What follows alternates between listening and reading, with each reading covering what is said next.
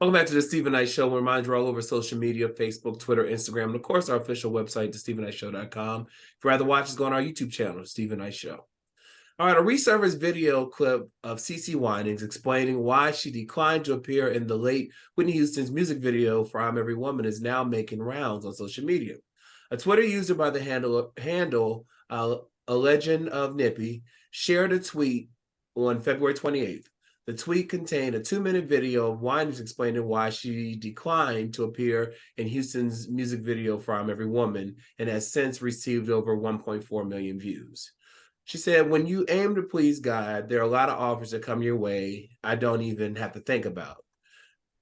Winans explained then when went to reference Whitney Houston as one of her dearest friends and whose fame made her realize she really didn't want to be famous. She said, I remember she was about to do one of her big videos. It was I'm Every Woman.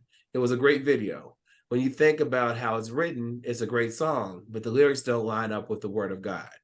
Winans went on to explain that Houston wanted her to be in the video, but she knew Winans would decline because it starts off with, I could cast a spell. I'm not saying that, but notice how the message was all wrapped up in a beat. Y'all get so hooked onto these beats and it's demonic. You're listening to demonic stuff and you wonder why you don't know what's going on. You can't listen and look at everything. Winans recalled later appearing in another video of Houston's the song Count on Me that they duet together. She said, but then she called me back for Count on Me and I was like, this is great. Friendship. This is going to work because it lines up with my faith. Now, the full video is dated from November 2021 when she appeared at the Highlands College Chapel to speak to their in-residence program. So there were some mixed reviews when I was reading the comments online. Some people were saying that it's her faith and she's lives by the book, the Bible, and this is how she's always been. Some people said that Christians pick and choose what they want to support, and then some people were saying, why would she be telling this story after Whitney's not here to defend herself? If you're calling her your very close friend, sister friend. So, Chike, what are your thoughts on her comments? Well, I don't necessarily know that it's a situation where Whitney would have to defend herself. I don't think that it was something that it was an attack. I don't think it was an attack. She pretty much stated why she didn't want to be in the video because of her values.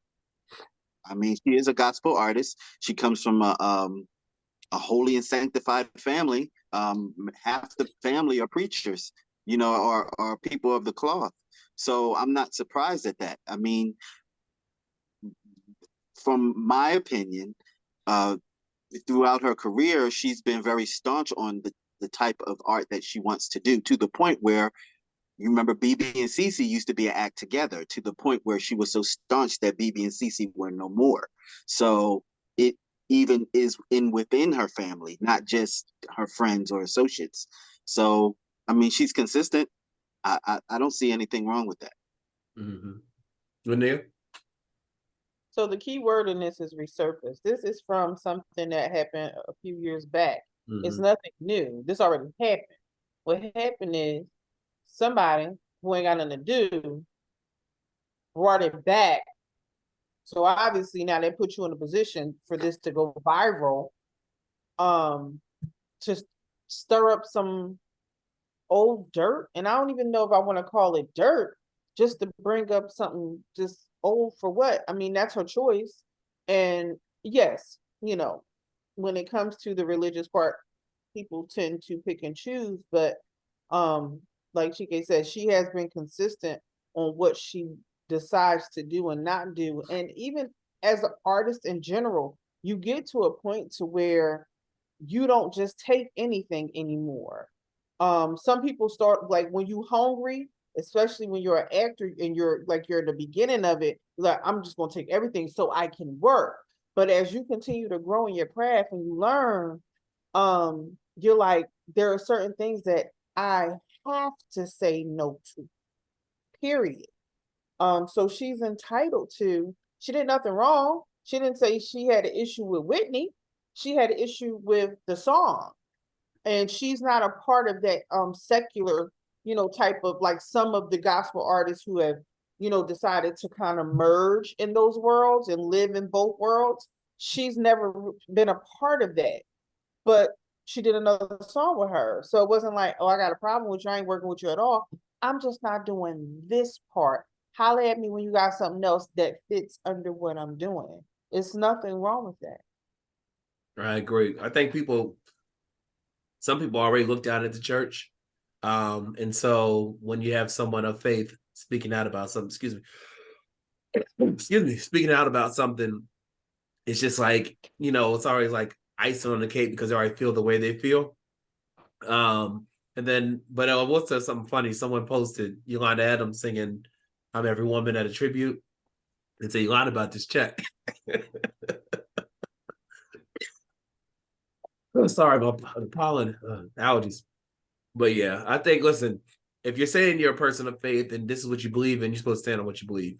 So I love CeCe Winans. All right. So the Tennessee police officer, Megan Hall, was claiming she was a victim of alleged sexual misconduct that got her fired. Hall has broken her silence after news broke of a sex scandal involving multiple fellow cops within her department, and says that she was sexually groomed by her superiors.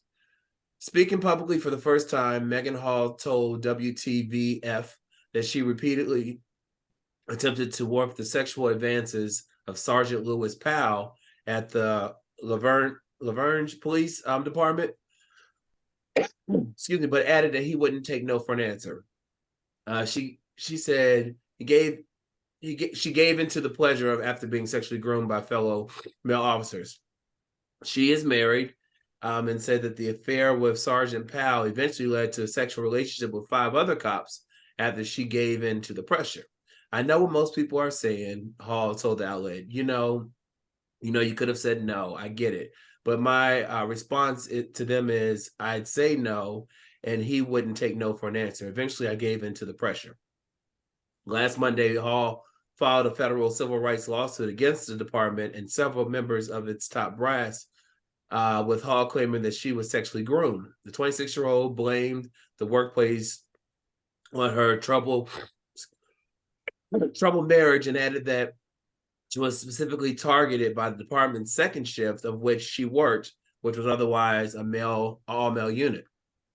She said the department described the environment as family when she was interviewing for the job, but when it came down to it, they were not protecting her.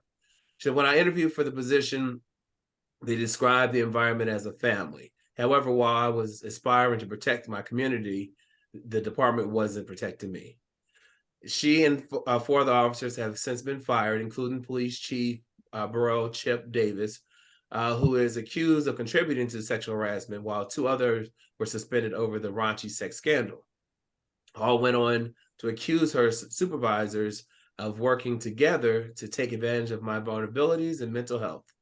My supervisors worked together to take advantage of my vulnerability and my mental health. They used it for their gain and sexual favor. Chike, your thoughts? So, Chris Rock talked about this on the special, becoming a victim.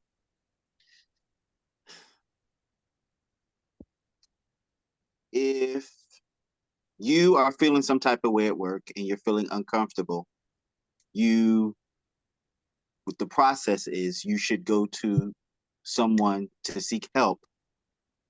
Human resource. You can even get a lawyer. You don't go to pool parties.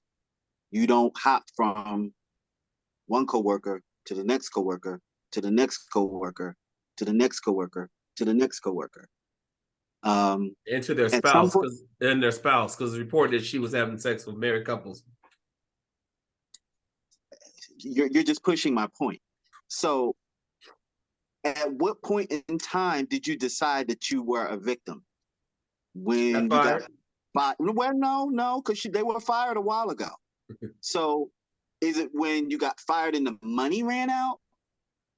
It's hard to pay your bills now, or you realizing when your face shows up in places, you're the joke because you're everywhere now. You're known as the easy cop, or another word I could use, lady. You know, your reputation is shot. Everyone knows what you look like. Everyone knows what you did, and you did it with many people. You must have got a hold of a lawyer, and they're looking for a payday, and they spun it in a PR way to try to see if they can get a little something out of it. The next step is she's going to try to sue. I'm sure she's going to try to sue because she's the victim and see where it's going to go. But your behavior doesn't really speak to you being a victim. It speaks to, I'm a good time girl. That's what it speaks to. We like to party. Lynia, so Right. the department, they didn't comment because it's ongoing litigation, but her attorney said that she wasn't looked at as a rookie cop to be trained and promoted. She was looked at as a piece of meat to be sexualized and exploited.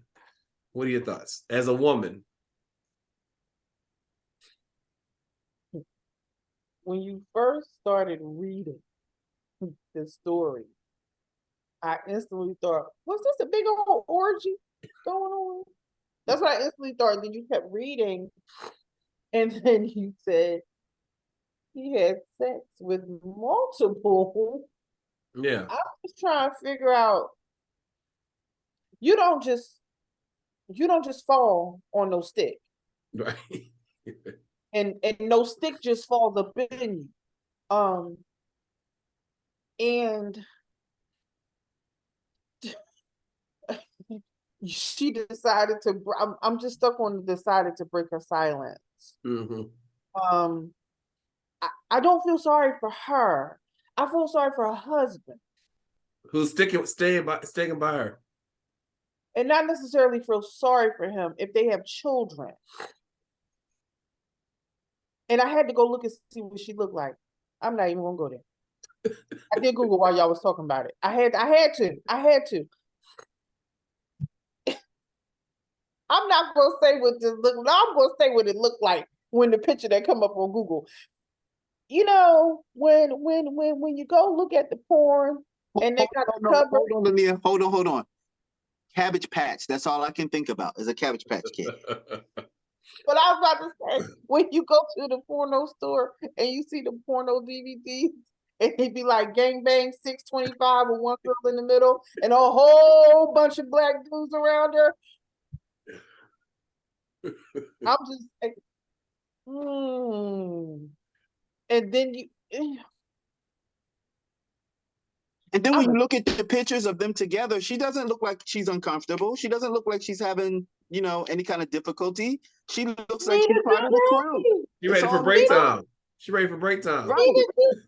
Yeah, I've seen Listen. If you're at work, right? If I'm at work and I'm having difficulty with my coworkers, the last thing I want to do is go out and get a beer with your ass. Mm-hmm. I'm going home. Yeah. I don't even want to talk to you. Yeah. Let alone go to a pool party, go to bars afterwards, and let alone an orgy. Y'all know I don't even like my job. What I look like? Yeah, let me go. I mean, unless it's during Christmas time and they giving us them gift cards that they give us. But that's not Chike ain't know what that is. That's beside the point. But I'm like, you couldn't say no. It's just like, it was like this. And they didn't close. They stayed open all night long.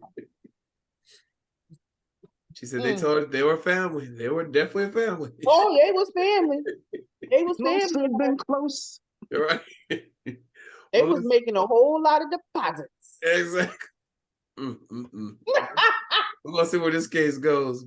Well, Lynia, thank you as always for a wonderful hot time. It's Chike. I'll see you in movie reviews. When we come back, Grammy-nominated siblings, The Walls Group. Right back after this.